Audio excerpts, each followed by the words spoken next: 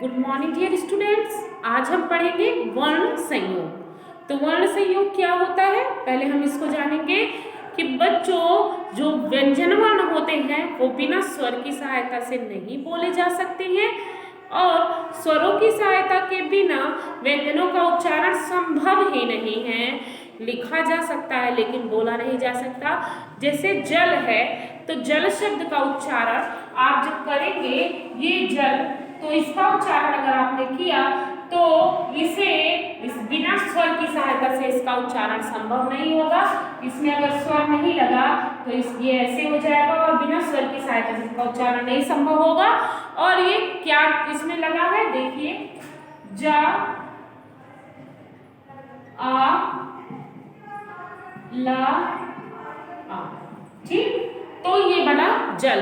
तो इस तरह से हम कह सकते हैं कि बिना व्यंजन वर्णों का उच्चारण बिना स्वर की सहायता से नहीं किया जा सकता है। तो वर्ण संयोग कितने प्रकार का होता है? वर्ण संयोग दो प्रकार का होता है, स्वर और व्यंजन का संयोग, व्यंजन और व्यंजन का संयोग। ठीक है, तो सबसे पहले हम देखेंगे स्वर और व्यंजन का संयोग कैसे होता है। स्वर और व्यंजन का संयोग होता है शब्द के अंत में आने वाला स्वर रहित व्यंजन अकेला बोला जाता है। शब्द के अंत में यदि कोई स्वर रहित व्यंजन आता है तो अकेले बोला जाता है। तो स्वर रहित व्यंजन जो होता है वो अकेले बोला जाता है।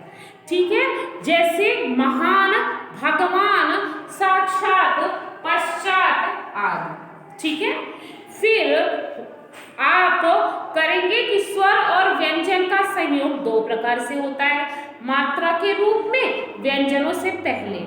ठीक है, तो बच्चों मात्रा के रूप में स्वर का व्यंजन से संयोग कैसे होता है, देखिएगा।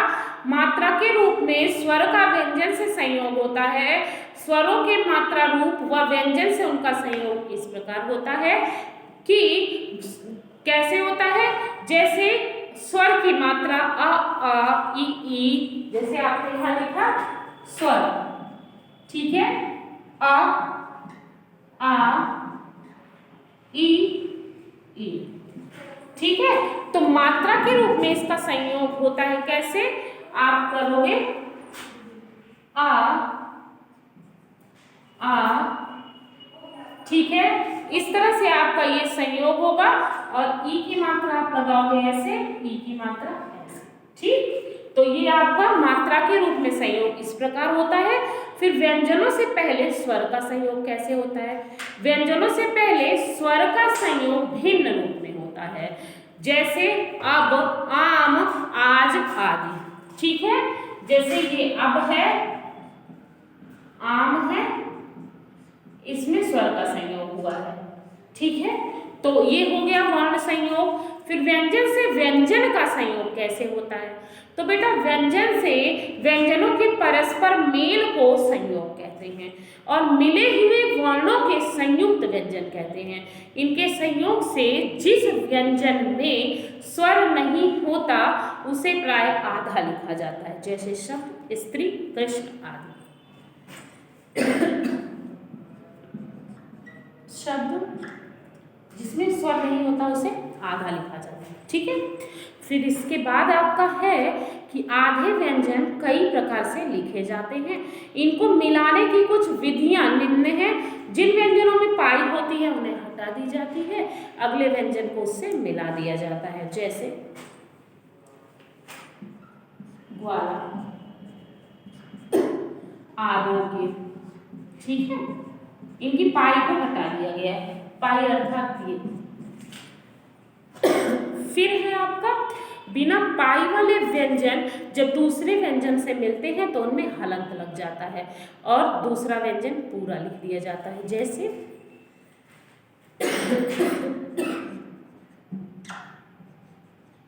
ठीक, तो ये हो गया पंख। फिर जैसे पंख हो गया भट्ठी, लड्डू, लट्ठी। ठीक है, जैसे आपको लड्डू लिखना है वाह, ठीक है, ये हो गया। फिर है आपका कि रा का अन्य व्यंजनों से संयोग कैसे होता है। तो रा को अन्य व्यंजनों के साथ मिलाते हुए निम्नलिखित नियमों का पालन करना चाहिए। यदि आधे व्यंजन के बाद रा जुड़ता है तो उसके नीचे प्रयुक्त होता है। यदि आधे व्यंजन के बाद रा लगेगा तो नीचे प्रयुक्त होगा, जैसे प्रकाश, प्राप्त। ठीक है, इसका मतलब क्या, आधे व्यंजन के बाद पहले जुड़ेगा तो क्या होगा, उसके नीचे प्रयुक्त होगा। फिर ट ठ ड ढ के साथ रा कैसे प्रयुक्त होता है, ट ठ ड ढ और रा के साथ ऐसे प्रयुक्त होता है, जैसे ट्रक, ड्रम। ठीक, तो ये प्रयुक्त होता है। फिर है हा में रा लगाने पर इसका रूप पाई वाले वर्णों की भांति हो जाता है, जैसे हा में देखो ऐसे, ह्रस्व, ह्रास। ठीक है, ये हो जाता है। फिर आपका होगा, यदि सा में रा मिलाने पर इस प्रकार इसका रूप कैसे होता है, सा में रा, सहस्त्र। ठीक है, श्रोत्र। तो इस तरह से सा में रा मिलाने पर सहस्त्र बनता है और इसके बाद श्रोत्र भी बनता है आपका। फिर है जब रा में के साथ कोई स्वर नहीं होता तो अगले वर्ण के ऊपर लिखा जाता है। रा के इस रूप को रेफ कहते हैं। जैसे जब रा में कोई स्वर ना होता, कर्म, आशीर्वाद, तो अगले वर्ण के ऊपर लिखा जाता है। ठीक, फिर इसके बाद है कुछ वर्ण संयुक्त होने पर भिन्न रूप धारण कर लेते हैं। इनमें से कुछ ऐसे हैं जो हिंदी वर्णमाला में स्थान पा चुके हैं, और का और शा, छा बनता है आदि, ता और रा, त्रा बनता है। तो उसे क्या कहते हैं, जो हिंदी वर्णमाला में स्थान पा चुके हैं। तो जैसे पत्र, मित्र, श्रवण, जैसे ये पत्र है, मित्र है। ठीक है, तो त्रा हो गया, छा हो गया, ये सब कहलाते हैं। फिर द्वित्व व्यंजन क्या होते हैं, जब कोई व्यंजन अपने जैसे समरूप व्यंजन से मिलता है तो ऐसे संयोग को द्वित्व व्यंजन कहते हैं। जब कोई व्यंजन अपने जैसे समरूप दूसरे व्यंजन से मिलता है तो इनके संयोग को द्वित्व व्यंजन कहते हैं।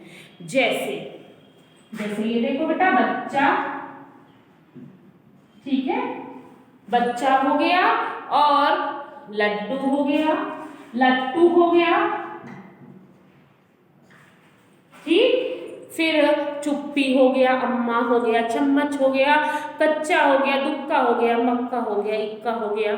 ये सब द्वित्व व्यंजन के उदाहरण हैं। फिर वर्ण विच्छेद, निम्नलिखित शब्द को पढ़िए। हल, आप, वर्ण विच्छेद माने जो वर्णों के मेल को शब्द कहते हैं और शब्दों को पुनः वर्णों की स्थिति में लाना वर्ण विच्छेद कहलाता है। ठीक है, जैसे ये हल है, ये हल है, तो इसे पुनः वर्णों की स्थिति में लाना वर्ण विच्छेद कहलाता है। हा, आ, ल और आ। बेटा मैंने आपको पहले ही बता दिया है कि व्यंजन वर्ण बिना स्वर की सहायता से नहीं बोले जा सकते हैं। फिर है आपका कि हिंदी वर्तनी के कुछ नियम। तो हिंदी वर्तनी के कुछ नियम हैं। हिंदी में कुछ शब्दों के दो दो रूप प्रचलित होते हैं, जैसे गर्मी, गर्मी।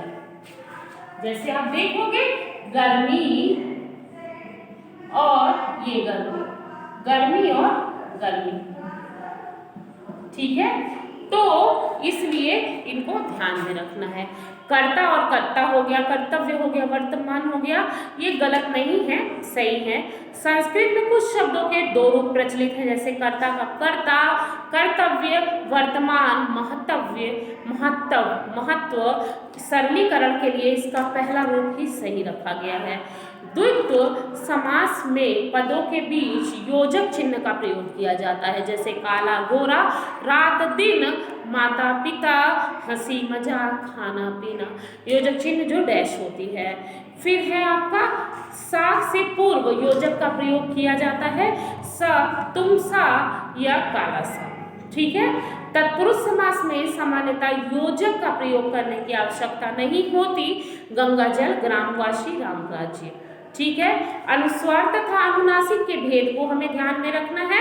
अनुस्वार होता है जैसे आपने लिखा हंस, ये अनुस्वार है और ये आपका अनुनासिक है, तो हमें अनुस्वार और अनुनासिक का ध्यान देना पड़ेगा। फिर जैसे चंदा और चांद, ठीक है, हंस और हंस।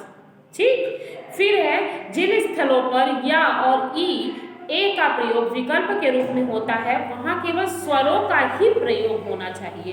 दिए दिए, नए नए, चाहिए चाहिए। ठीक है, वहां स्वरों का प्रयोग होना चाहिए।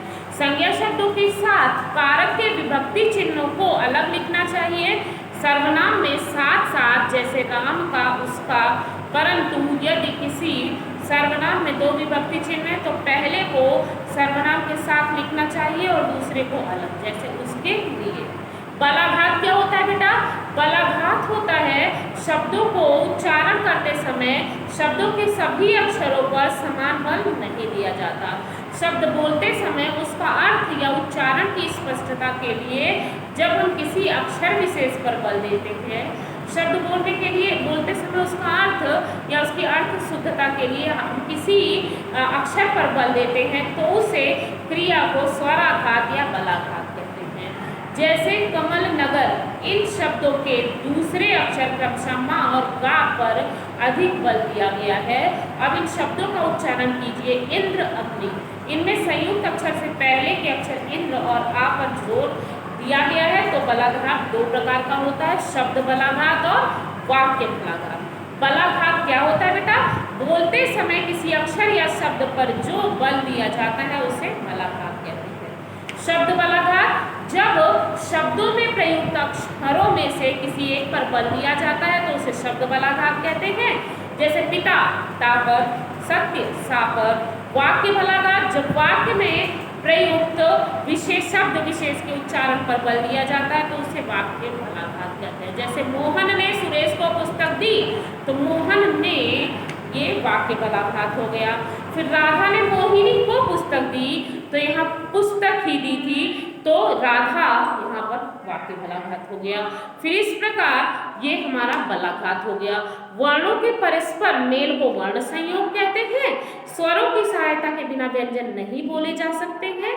जब कोई व्यंजन अपने जैसे समरूप व्यंजन के साथ मिलता है तो उसे संयोग को द्वित्व व्यंजन कहते हैं।